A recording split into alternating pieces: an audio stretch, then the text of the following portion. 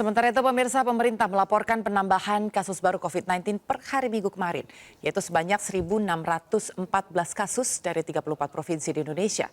Provinsi yang paling banyak melaporkan kasus selama 24 jam terakhir yaitu DKI Jakarta. Meski jumlah penderita terus melonjak, namun masih dalam taraf aman karena belum menyentuh angka 2.000 per hari. Bagaimana penanganan subvarian baru COVID-19 agar tidak terjadi ledakan kasus seperti di kasus COVID-19 beberapa waktu yang lalu? Untuk membahasnya kita sudah terhubung pemirsa via Zoom dengan epidemiolog Diki Budiman. Selamat siang Pak Diki. Selamat sore Anggi, waktu Australia. Selamat sore waktu Australia. Pak Diki, dengan munculnya subvarian Omikron BA4 dan juga BA5 ini yang dikatakan sebagai biang kerok naiknya kasus COVID-19 di Indonesia, namun diperkirakan bahwa lonjakan kasus ini juga akan melonjak di bulan Juli. Tanggapan Anda seperti apa, Pak? Ya, kita harus ingat ya, tadi disampaikan perbandingan dengan negara-negara lain ya di dunia, beberapa disampaikan oleh pemerintah. Kita harus ingat bahwa ketika membandingkan, kita juga harus menyadari bahwa kita termasuk negara yang terbatas ya, atau relatif pasif ya, strategi testing tracingnya. Sehingga ketika dibandingkan katakanlah dengan negara seperti Inggris yang juga sebenarnya tidak terlalu aktif juga, tapi relatif jauh lebih baik dari Indonesia, atau bahkan misalnya negara tetangga seperti Singapura, ya artinya dalam kenaikan yang kita lihat dalam katakanlah 2 minggu terakhir lebih ini, itu adalah fenomena puncak gunung es. Ya. Artinya di tengah bahwa kita lihat fakta bahwa sebagian besar yang terinfeksi ini adalah tidak bergejala, maka dengan strategi tes yang pasif tadi ya tentu tidak banyak yang akan terjadi. Ditambah lagi dengan adanya sebagian anggapan di masyarakat bahwa pandemi sudah berakhir, bahwa ini juga sudah semakin tidak memerlukan keseriusan. Ya ini yang terlihat di masyarakat. Ini yang kesadaran untuk melakukan testing juga menurun. Ini yang juga seiring sejalan terlihat dari minimnya minat untuk melakukan booster. Nah artinya kita harus waspadai bahwa kasus-kasus ini banyak di masyarakat. Kenapa harus diwaspadai dan kenapa harus ditemukan? Karena kita juga melihat dan dari data riset yang terakhir bahwa setiap kelahiran subvarian baru seperti BA4, BA5 ini ada 3 hal lagi yang harus kita perhatikan selalu setiap varian ke subvarian. Pertama adalah masalah kecepatan dia dalam menginfeksi, kecepatan dia dalam menular. Ini harus dilihat. Dan kedua adalah dalam menurunkan kemampuan dia menurunkan efikasi dari antibodi, entah itu antibodi dari terinfeksi ataupun dari vaksinasi. Dan ketiga baru keparahan. Nah dari 3 itu 2 yang pertama tadi jelas BA4, BA5 ini itu mengungguli semua varian of concern sebelumnya atau subvarian Omicron lain, sehingga ini sudah jadi alarm, harusnya juga jadi satu informasi yang harus segera disampaikan secara serius dan juga kuat ke masyarakat bahwa kita harus benar-benar memitigasinya. Walaupun modal imunitas kita sudah jauh lebih baik dibanding waktu gelombang Delta misalnya, saat itu masih 10%-an lah yang vaksin. Saat ini yang 2 dosis saja sudah 70%. Nah ini kan tentu memberikan modal lebih banyak, tapi yang datang ini jauh lebih hebat dari Delta sebetulnya. Dengan kemampuan dia menginfeksi orang yang sudah tervaksinasi, artinya kita harus berhati-hati terutama pada kelompok rawan.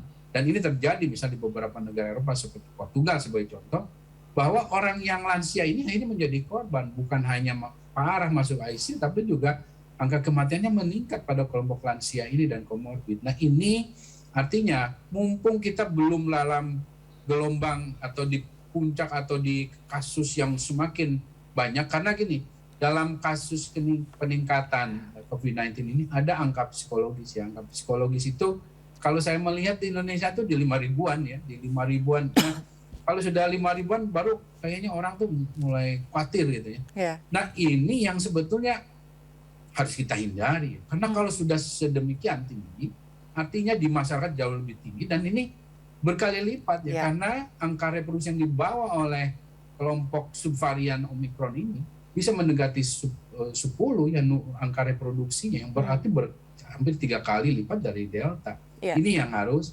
diwaspadai dengan mitigasi tentunya.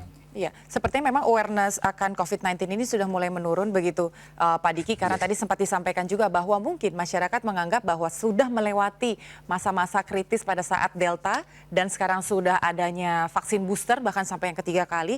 Namun seperti apa tanggapan dari Pak Diki sendiri, apakah saat ini PPKM di level 1 perlu ditingkatkan lagi ke level 2? Karena kalau tadi dari penjelasan Pak Diki sendiri bahwa sebenarnya varian yang baru ini justru sebetulnya lebih ganas. Jadi bukan berarti mereka yang sudah divaksin booster bisa aman-aman saja, khususnya untuk lansia dan juga untuk anak-anak kecil begitu, Pak.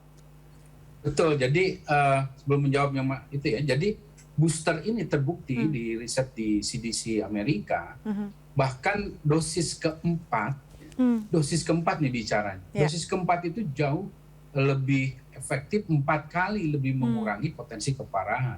Jadi mereka udah bicara dosis keempat loh, bicara BA4, BA5 ini. Karena apa? Yang 3 dosis saja BA4, BA5 ini bisa menginfeksi meskipun tidak parah gitu. Tapi ingat kemampuan dia dalam mereinfeksi ini juga jauh lebih tinggi dibanding subvarian lain. Nah, ketika seseorang itu terinfeksi berulang, apalagi sudah lebih dari 2 kali, itu berarti sistem pertahanan tubuhnya sudah rusak dan juga ada potensi kerusakan jangka panjang di beberapa organ. Nah, ini yang semakin harus diwaspadai karena jangan dianggap bahwa ya saya pulih, ya kita pulih, banyak kasus sembuhnya, tapi itu bukan kasus sembuh benar-benar kasus sembuh karena kurang lebih 20%-nya punya potensi mengalami long COVID dan ini akan menurunkan kualitas kesehatan. Sehingga strategi yang harus dilakukan bukan hanya mengandalkan vaksinasi, ya karena ada keterbatasan vaksin tadi. Ya juga harus dilengkapi dengan 5M-nya, termasuk 3T dan termasuk PPKM ini adalah salah satu cara kita untuk mengkombinasikan, mensinergikan semua strategi itu. PPKM ini erat kaitannya dengan status pandemi itu sendiri yang masih terjadi. Namun tentu tidak mesti seperti dulu harus ketat, harus seperti lockdown lah gitu ya, atau PPKM level 4 atau PPKM darurat. Tetapi setidaknya kita dengan PPKM ini mulai misalnya membatasi kapasitas, misalnya juga meningkatkan lagi yang namanya WFH. Karena begini, WFH ini sebetulnya sejak awal saya sampaikan, jangan begitu landai WFH-nya ditiadakan. Nggak begitu ya, karena WFH ini bahkan setelah pandemi selesai dicabut, WFH ini harus menjadi salah satu opsi kita ya. Karena membutuhkan waktu ini untuk memperbaiki kualitas sirkulasi udara ini. Betul, karena memang sebenarnya untuk mencapai imunitas yang serempak begitu satu negara sepertinya memang membutuhkan waktu. Tadi Pak Diki juga sudah sempat menyampaikan. Dan bagaimana dengan, tadi untuk kebijakan vaksin yang booster sampai ke 4 kali Pak, sementara anak-anak saja ini masih belum terpenuhi. Apakah memang Kemenkes harus mulai menerapkan kebijakan vaksin booster 4 kali sehingga harus mulai dikejar lagi bagi mereka yang memang yang belum mendapatkan booster ketiga atau bahkan mungkin yang kedua juga belum semua masyarakat mendapatkan nih Pak. Dan juga terkait dengan kebijakan penggunaan masker sendiri seperti apa nih Pak? Ada 2 pertanyaan ya Pak. Masker dulu nih. Masker ini penting sekali ya diingatkan pada semua pihak bahwa dia harus jadi kombinasi dengan vaksinasi ya, dengan perilaku hidup sehat lainnya. Karena masker ini efektif, murah ya, dan mudah gitu. Jadi ini jangan sampai mau dicabut, sebaiknya terus aja gitu. Karena ini mudah sekali dan dalam reimpose atau mengulangi mandat atau harusnya memakai masker ini juga jangan menimbulkan kebingungan. Karena saat ini ada di sisi lain Mapres menyatakan di luar ruangan pakai masker lagi. Di sisi lain Menkes ini agak beda nih. Ini strategi komunikasi risiko pemerintah ini yang harus betul-betul diperbaiki karena masyarakat yang bingung nanti dan ini menurunkan kepercayaan. Dan kemudian bicara vaksin, tentu keterbatasan yang kita miliki adalah pertama dari jumlah vaksin yang kita punya. Karena bicara booster ini hanya beberapa vaksin yang eligible memenuhi kriteria sesuai riset, yaitu messenger RNA, bahkan sekarang Novavax ya masuk. Karena efektif untuk BA4, BA5. Nah, artinya kita relatif terbatas jumlahnya sehingga untuk dosis 3 ini memang harus diutamakan dulu ya secara skala prioritas karena yang kelompok yang berkontribusi pada kesakitan keparahan kan yang risiko tinggi, lansia, pelayan publik dan juga komorbid. Komorbid ini rentang usianya nggak ada batasan, namanya komorbid, bisa anak, bisa lansia. Nah, berarti pada anak kalau dia komorbid ya harus dapat dosis 3 gitu. Nah, bicara dosis 4, khususnya pada pelayan publik dan juga misalnya lansia dengan komorbid, kalau sudah 3-4 bulan lalu mendapatkan dosis ketiga, saya kira harus ya, karena sekarang bahkan WHO untuk katakanlah 2 dosis itu, karena ini Juli ini sekarang, Anggi ya, kita dunia ini memiliki target sebenarnya Juli ini harus tercapai 70% dari total penduduk dunia mendapatkan 2 dosis. Tapi sayangnya belum, ya, karena 136 negara itu belum mencapai itu. Kita beruntung bisa mencapai itu, kita apresiasi juga pemerintah. Namun kelompok lansia ya ini belum, ada yang belum, bahkan di luar Jawa khususnya di daerah Papua misalnya itu banyak yang di bawah 20% jauh, dan itu yang harus dikejar. Bahkan sekarang apalagi harus ngejar 3 dosis. Jadi menurut saya seharusnya kita punya target sebelum akhir tahun ini 50% dari total penduduk 3 dosis ya. Kemudian 70% setidaknya dari populasi risiko dapat itu. Walaupun kalau bisa lebih ya lebih. Nah, ini yang dengan keterbatasan dari vaksinasinya, vaksinnya dan juga vaksinatornya gitu.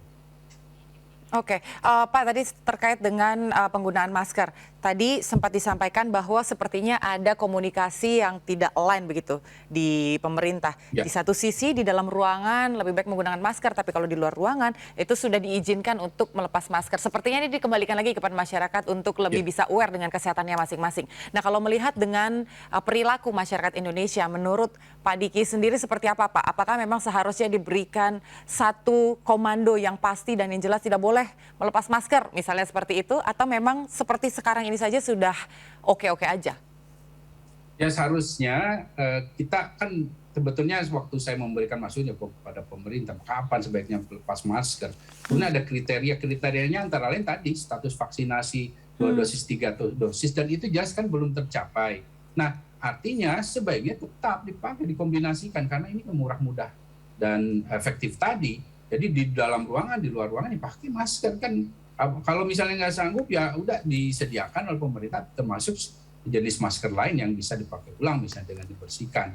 Jadi ini yang lebih memudahkan untuk publik terutama ya supaya juga mengurangi risiko, karena ini kan situasinya masih pandemi. Nah yang ada kontradiksi tadi adalah belakangan kan ada masalah di luar ruangannya itu. Jadi di sisi lain Wapres memerintahkan atau mewacanakan akan menerapkan kewajiban lagi, di sisi lain Kementerian Kesehatan ya katanya masih belum fix ini. Nah, yang begini-begini ini yang akan mengganggu ya. Ini jangan dianggap tidak berdampak. Saya PhD peneliti di bidang komunikasi risiko, makanya jangankan Indonesia ya, beberapa negara juga saya mau beri masukan. Nah, ini yang harus diperbaiki ya, karena konsistensi kejelasan ya, dari satu pesan itu dan juga keselarasan ya, antar sektor, antar pejabat itu yang akan mempengaruhi efektivitas dari satu strategi yang disampaikan pada publik ya, selain tentu keteladanan juga. Nah ini yang harus kita lakukan ya. Selain kita harus tahu ya bahwa menghadapi apapun varian,